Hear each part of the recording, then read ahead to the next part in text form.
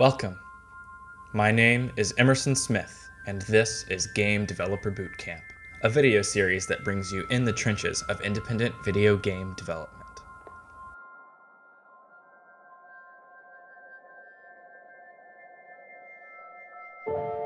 After almost a month of living out of a suitcase, we're in our new home.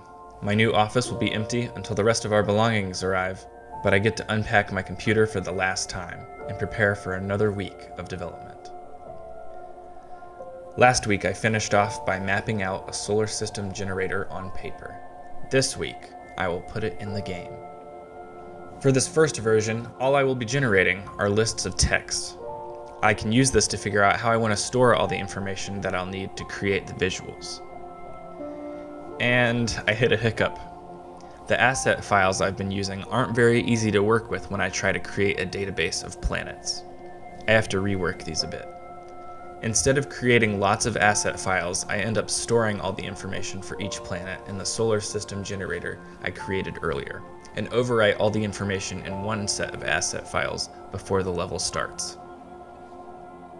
So now I'm generating entire solar systems with their own planets, but every planet is exactly the same. Next week I will start building the variables to procedurally generate new kinds of planets.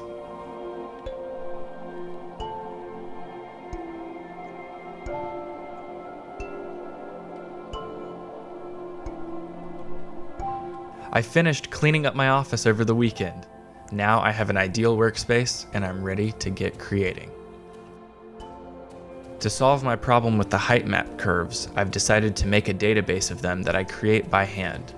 This will help shape the different landscapes that are generated. Now that all of this is working and functional, I'll spend a day editing the code and making it easier to create new planets. Once this is done, I program the ability for these values to be randomized within certain restrictions. Now I can procedurally create new environments for the game. Next, I start working on a replacement for the current car model. The Unity sample asset doesn't have an interior for the car, so I'll have to make one.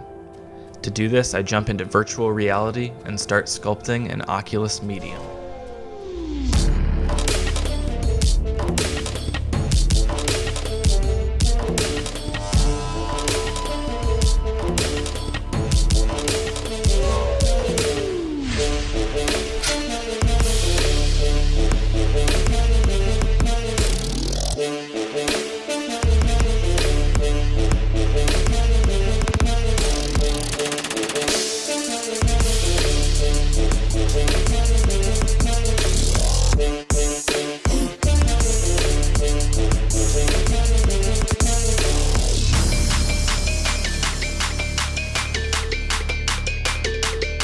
Before too long, I now have a game which generates a new world every time I press play and a working cockpit of my vehicle. For fun, I try adding very basic VR support. Next time on Game Developer Bootcamp, we'll start generating a visual solar system that lets us choose what worlds we want to visit.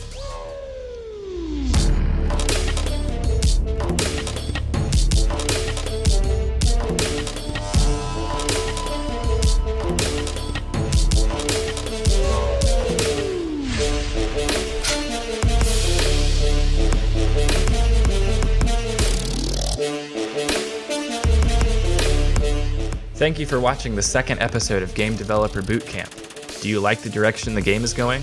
Are there parts of development you want to hear more about? Please give me your thoughts in the comments below.